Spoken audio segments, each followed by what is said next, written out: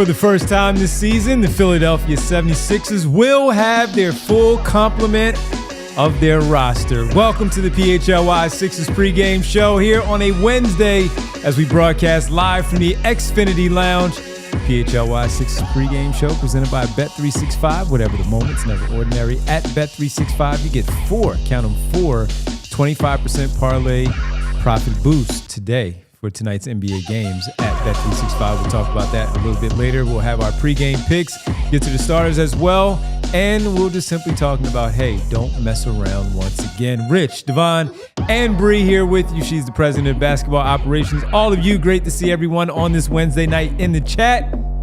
Let's start off with, we'll also get an update from the arena from Kyle Neubeck in about 15 or so minutes.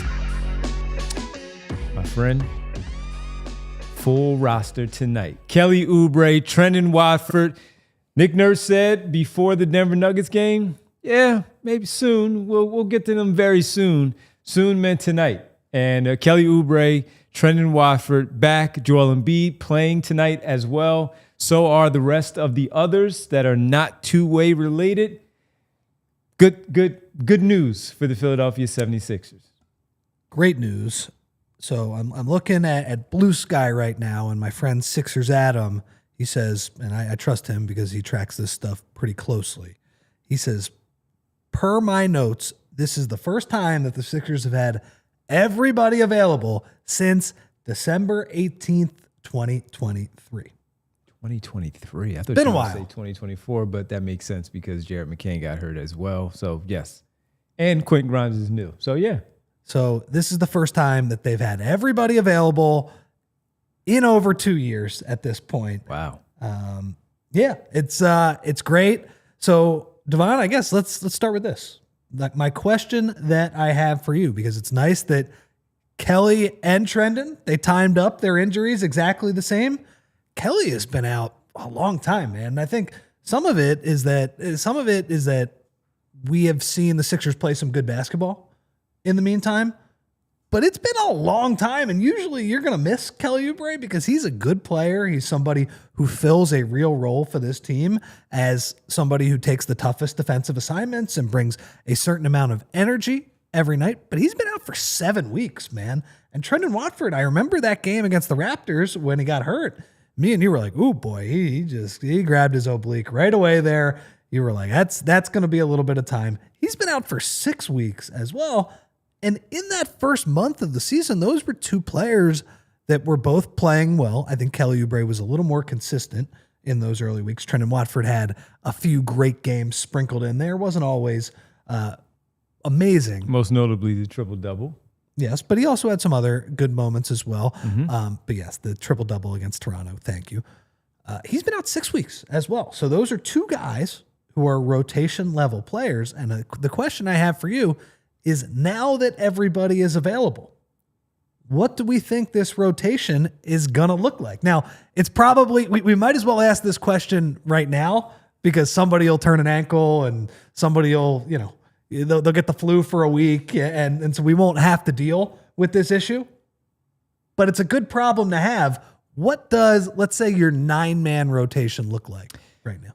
So the usual 5, as of we've seen over the course of these last few weeks. Yeah, you don't have to tell starting lineup. Just give me everybody. So the usual 5. Okay. And then Oubre, Grimes. Absolutely. Let's say backup center X. So that's Bono or Drummond. And then I'm going Watford. That's my 9. Then you have where Jared McCain comes into play, and you look at also what Jabari Walker provides for them in that versatile forward role, and sometimes those 5 minutes, depending on what they want to do, foul trouble, or just simply going small, and he may fit that profile. But my 4 are Oubre, Grimes, along with having Bono or Drummond, plus, just simply looking at also Watford as that option. So that's my 9. So that's without Jared McCain, who you guys talked about all episode yesterday. I agree with that one. And it goes to show that this team, they do have a lot of depth. And I think that 9th spot for me right now would be Watford or Jabari Walker, sort of depending on what the matchup is. But they got a lot of depth, man. Like the fact that Jabari Walker and Jared McCain would not be in that rotation goes to show that they have, a lot of bodies, and obviously they would have another potential backup center available. So good to see. Hopefully they can get some continuity and work through some of the lineups. I mean, look, sometimes we've seen throughout NBA history, sometimes teams have too many guys. And when a team can't find the right rotations and they can't get players to play sort of consistent minutes because they're feeding too many mouths, it's interesting that the Sixers might have that problem. I don't think they're really going to have that problem, but the fact that they might sit some guys that normally would just be no-brainers in the rotation is a much different sort of idea than we've seen from these guys. So with that, and you just asked me about the 9, you gave your 9 as well, and with that, but when you do have maybe Joel, because you're going to have back-to-backs like this next upcoming weekend, Sunday, Monday, that's a back-to-back for the Sixers. Joel's not going to play in both of them, and they are both on the road. So that's a good problem to have, to your point of, all right, Drummond or Bona is going to get that start, but Nick Nurse has also gotten creative with that 5 minutes, those 5 minutes, just because he does lean on Barlow. He can go to Walker in that spot. That's, again, a good situation to be in, because if Walker is not playing and Watford has got the nod, you know that when Walker gets in the game, he does it anyway, but he's going to give you complete full effort of what he can provide for you on that given night. He's a great second night of a back-to-back. Yes, night. he is. You don't play him in the first game, but maybe you're sitting Paul George, you're sitting a few guys, throw Jabari Walker in there, let him go hit the offensive glass. He'll get a block. He'll get a couple of nice dunks. Yeah, it's a nice situation to be in. So let me ask you, for tonight, what are you expecting from both Kelly Oubre and Trendon Watford? I assume they're going to be on some sort of minutes restriction, but what do you expect in sort of how they're used, who they play with, those type of things? So I think that, number one, because I choose not to look at the starting lineup, everybody. I know sometimes you'll let us know in the chat, so I'm going to stay away from it. I don't think Oubre starts tonight. I think Barlow remains in the starting lineup in the front court with George and Embiid, and we know about the back court. So I don't think he starts, but I do think that we will see them at some point in the first quarter. I wonder if we see Oubre before we see Watford tonight. If they're on the minute restrictions like I read before the game of, hey, they might not play double digits. They just simply just get in there, get a little sweat, break a sweat, see what they can do. I wonder if Kelly Oubre is in the game with Embiid right before his shift ends, but he's out there with Maxey. So he's not out there with Jared McCain to start. I think he's out there with, or even, I mean, he might come in with Quentin Grimes, but I do think he'll get some minutes with Embiid, certainly some with Maxey. And when Maxey goes to the bench and you do have Grimes and, let's say, either one of he or both of Edgecombe are off the floor and you have McCain and Grimes in there, I think Oubre, because he doesn't know how, he only knows how to play one way, and that's one speed, and he's going to go full throttle, as we know. He's going to feel like he can go out there and score the basketball on the second unit against that Washington team. Whether it's good or bad, we'll figure it out. Tonight, for sure. I think overall, I'm a little cautious about it. He was playing nice and under control. Really good. In the first couple months of the season. So I think he sees some minutes with him, but I also think he gets more extended minutes with Bona or Drummond, whoever that 5 is. And I think that's how he's used tonight. Watford, I'm not quite sure yet, because I think he gets the least amount of minutes between the two. I think that's right. And so the thing that I'm curious about, and this, your assumption with the starting lineup, I may have looked at it. I think it was probably a safe one to make. The question for me is, what does the starting lineup look like a week from now when Kelly Oubre is back involved? Because Kelly Oubre, I think, deserved to start and was playing a legit role in that starting lineup, but there are different ways to deploy a team. Like a lot of teams in the NBA, they don't play their best 5 players right away. They close with their best 5 players. Yeah. So it will be interesting to me. So I actually think, Devon, I like the idea of 48 minutes of one of Kelly Oubre or Dominic Barlow on the court, because I think those are probably your 2 bigger wing, bigger forward point of attack guys. But you probably only have room for one of them in the starting lineup because you don't. That's it. Because George and Embiid and you're going to play the other Maxey. 4 guys, right? And you're not moving Yeah. them from the lineup. So the idea of 48 minutes of them, and I don't know what the best way to deploy them would be. I think some of that is how does Barlow play with Embiid? How does Oubre play with maybe the smaller lineups? Maybe you bring Oubre off the bench, but there are some options for the Sixers. There might be some trial and error. There might be a couple of rough, like Kelly has been starting for the most part with the Sixers in his time here. So this might be a little bit of an adjustment for him early on. I think the easiest thing is probably stick him in the starting lineup, put Barlow to the bench and figure that out because Barlow's a two-way guy. He doesn't really have any room to complain. They're going to give him a standard contract, but he's still working his way up. But I'll be curious to see how they do it. I think, to your point, as you said, when you were asking about the rotation, it's a good problem to have. We have 2 guys that can start in that forward position and understand their role between George and Embiid. I think Oubre is the one that will get the eventual nod because it was working. It has been working with Dominic Barlow too. Dominic Barlow has also had 3 consecutive games where it hasn't gone quite his way. So if we're talking about the same thing next week when they're playing Cleveland for their home and home late next week, I think Oubre, there's a chance that if that continues, and it's not a knock to Barlow, he's still going to be in the rotation. He could very well be, he might be in the top 7 of the rotation, but I think that it's going to be Kelly Oubre when it all comes down to it because of the versatility and then the outside shooting that we've talked about a lot where you're just going to leave Dominic Barlow open and Kelly Oubre. And it's not just the outside shooting, it's also the closeout on that outside shooting that if they're going to close out aggressively against Kelly Oubre, you trust him more putting the ball on the floor, even though Dominic Barlow has showed drastic improvements that when he puts the ball on the floor, he makes good decisions at the rim of trying to score. He's getting fouled a lot and getting to the free throw line as well. A lot for him as that player. I think it'd be Oubre. So in the first month of the season, Kelly's offense was really good, and the Sixers were very small in a lot of those games. They basically, if you're including him as a guard, they were playing 4 guards. They were playing a ton of Tyrese, VJ, Quentin, and Kelly. And Kelly got a lot of favorable matchups. Like they would put the worst defender on the perimeter on Kelly. And if you give him a favorable matchup, he can ISO and rise up over those guys. And yes, analytically, it might not always be the best shot. But if that matchup is slightly easier, I think it makes it that much easier for Kelly to do this.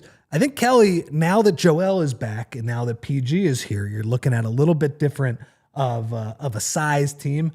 The big thing, remember Kelly, the first couple months that he was here, and that was when Joel was at his absolute best, Kelly was dynamite as a cutter in those first few months. He was on the weak side. Joel and Maxey were working their magic in the 2-man game on the other side. Now that Joel is starting to play a little bit better, I'd like to see Kelly get back to getting cuts, not really being paid attention to on the weak side, being able to find those creases in the defense, attack closeouts, like you said as well. So that's going to be something that's important. But the good news for Kelly is that he has established enough of a defensive presence. Nick Nurse trusts him that they're going to let him work out whatever kinks there are on the offensive end. Yeah, and if we've seen anything over these last couple of games with Barlow, even though the struggles have been there, Embiid has no problem of making a pass to Dominic Barlow as that cutter. He's a very good cutter. And Joel Embiid awards him with those timely cuts that he makes. Kelly Oubre also does those, whether it's across along the baseline or somewhere in the middle of the floor to give himself an opportunity in the finish. But I agree with what you said in that Barlow, with the lack of the outside shot, Kelly in his career is like, a low 30s shooter too, but he can do a little bit more, and he's a little bit more confident taking that shot. Yeah. And like you said, with a closeout, Barlow has surprised us. We've complimented him a few times when he attacks those closeouts, but I think the fact that we're complimenting him goes to show that, like, we're not complimenting Kelly Oubre when he's attacking. It's like, okay, that's what you do, right? Yeah. Like, it's something that we expect him to be able to do. So, yeah, I agree. Yeah. All right, cool. All right, we're going to take our first break here on the show. When we come back, let's try this again. What do I mean? We'll tell you on the other side, because I think it's pretty simple after the performance that they put out there on Monday. You get it. Let's try this again. All right, Sixers. We'll talk about it when we get back. It's the Sixers pregame show. Oubre, Watford, available tonight full complement of the team. We get that this evening right here on the PHLY Sixers pregame show, presented by. I'm going to talk about them next. Our good people from Bet365, whatever the moment's never ordinary at Bet365. And new customers, you get a $200 now, not $150. It's up to $200 in bonus bets, win or lose. But got to be one of the 90 million users worldwide. And you also get to participate in the live in-game betting that they have pioneered at Bet365. So here's the play, everybody. New customers, you get $200 in bonus bets, win or lose. No one else is doing that. That's why the only place for you to be is Bet365. When you sign up, use code PHLY365. When you do, use your bonus bets on spreads, totals, player props, futures, and more. Let's go back to the futures. Let's rewind.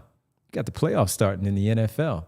Future champion. Who's that going to be? Future participant in the AFC and the NFC championship games. You can do all of that with these bets that you accumulate there at Bet365. Whatever the moment's never ordinary at Bet365. Also tonight, you get count them 25% parlay boost, profit boost for your parlays at Bet365 on any NBA game. Must be 21 plus, physically located in Pennsylvania. If you or someone you know has a gambling problem and wants help, call 1-800-GAMBLER. Devon, I saw our friends Derek Bodner and Kyle Neubeck outside the studio, and I said, "What are you guys doing? It's a home game." And they said, "Well, our Wi-Fi is not working, so we have to be at the studio." And they asked me, "What if you could have reliable and intelligent Wi-Fi?" And that's why I told them, you can not only have that, but you can keep it the same price for 5 years. That's the Xfinity 5-year price guarantee. Imagine Wi-Fi that makes everything in your home work together, that finds and fixes problems before you even notice them, like super intelligent Wi-Fi with a 6th sense. And that lets you stream the game even when the whole family's online. All of your devices working in perfect harmony for 5 whole years. And here's the best part, guys. No annual contracts, no hidden fees, and Xfinity's best equipment is included. Take it from me. A lot can change in 5 years. Championships get won, records get broken, dreams grow bigger. But your Wi-Fi, it should stay reliable and the price should stay put. Lock in your price and unlock the possibilities with Xfinity. Learn more at Xfinity.com. Xfinity, imagine that. Select plans only. Restrictions apply. Welcome back here on the PHLY Sixers pregame show. Rich, Devon, Bree, all of you, we appreciate you checking in with us here. Sixers 19-15 on the season after the loss to the Denver Nuggets, the beaten down Denver Nuggets, the resting Denver Nuggets, 19-15 instead of 20-14. But they have an opportunity tonight to make up for that by simply, let's try this again. But before we get to that, let's get a little bit of an update from Kyle Neubeck from the arena. Nick Nurse, head coach of the Sixers, he spoke before the game, as he typically does.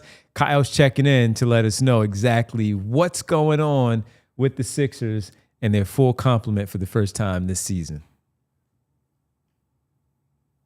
Kelly Oubre and Trendon Watford are returning or expected to return for the Sixers tonight. Nick Nurse said their roles should be limited, but that Kelly Oubre will be in line for a potential starting role in the games moving forward. One of the biggest things he does, as far as I'm always thinking about how's this going to really help our team, is he's a bigger wing. And now when we go against a really big wing, a tough wing, now we've got maybe another guy, but multiple guys to he's one of them. Maybe him and Paul can go at somebody, and that's a pretty good combination of two really good wing defenders. That's one of the things that's sitting in the back of my mind. Elsewhere on the injury report, Joel Embiid is probable and expected to play as well. He's been looking more mobile, more fluid lately. Nick Nurse said pregame that the organization is very happy with how he's looked and that they believe he's trending upward on the plan they've used this year. And I think it's going this way, which is, obviously he's out there more, but I think he's starting to move a little bit. Put $1 in the jar, Nick. Things are progressing, so just kind of inch it forward if we can. Yeah. With what looks like a full-strength roster for tonight's game, the Sixers need to bounce back against the Wizards after a miserable, pathetic loss to the shorthanded Nuggets the other night. Let's see if they can do it. Damn, who's that guy? As Kyle Neubeck says in the chat, Kyle Neubeck, that's who that guy is, live from the arena with the pregame update, and we appreciate it. Your thoughts?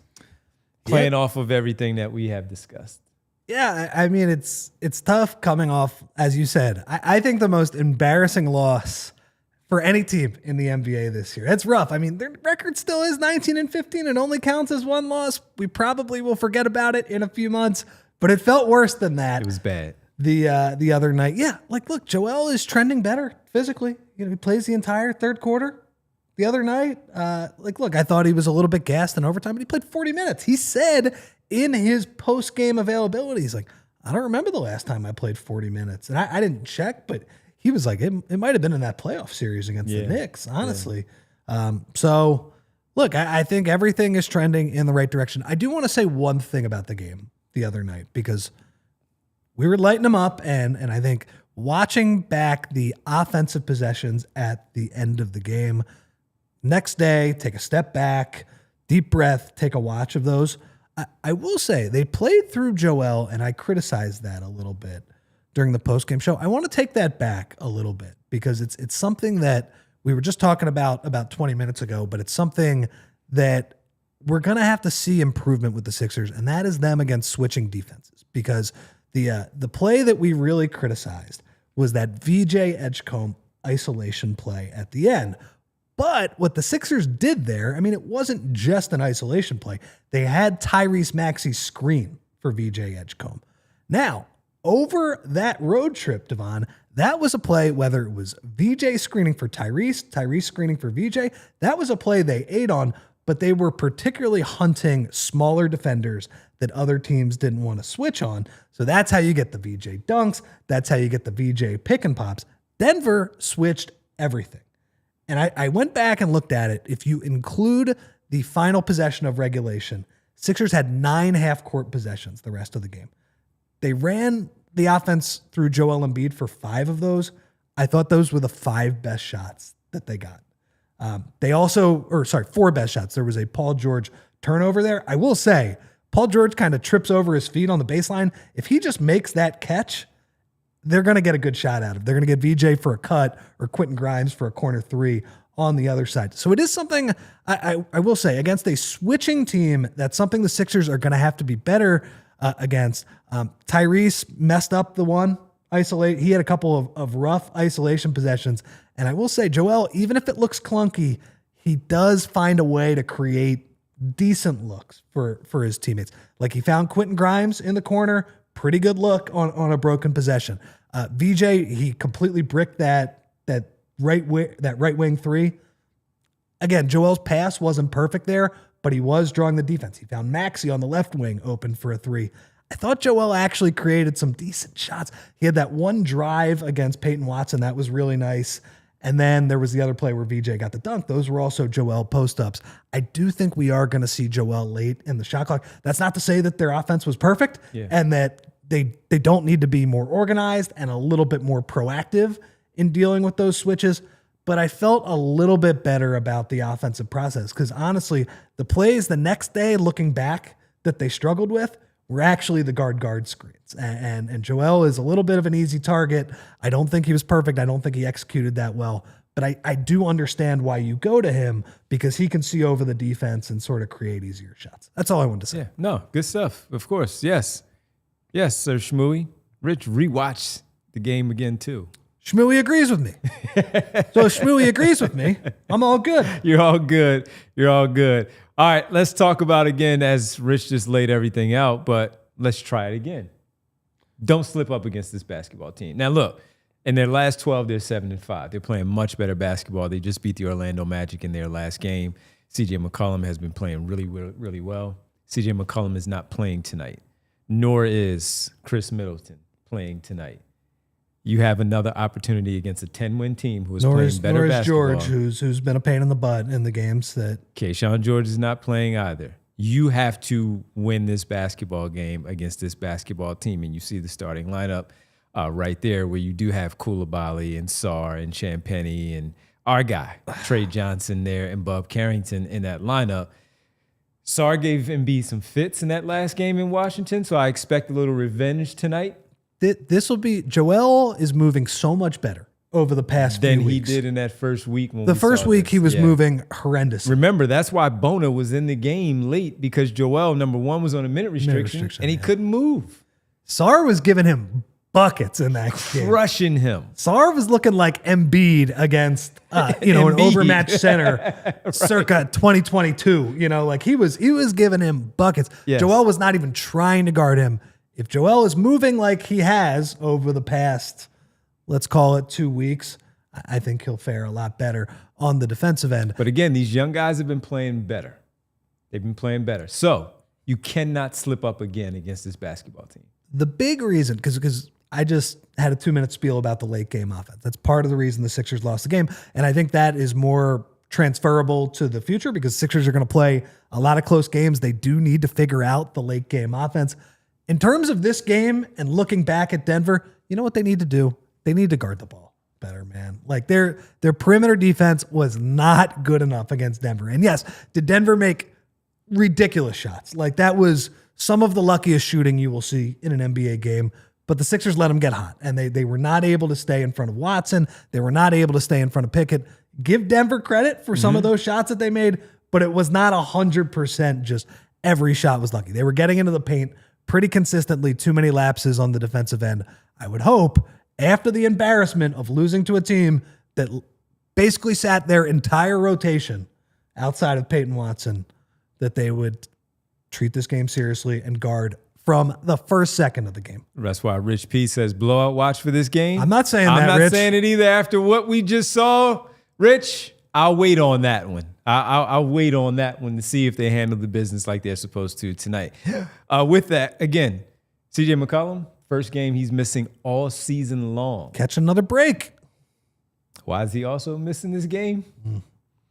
Might be because might be on the move soon to the Atlanta Hawks if all these other information out there with him potentially being in any Tre Young deal.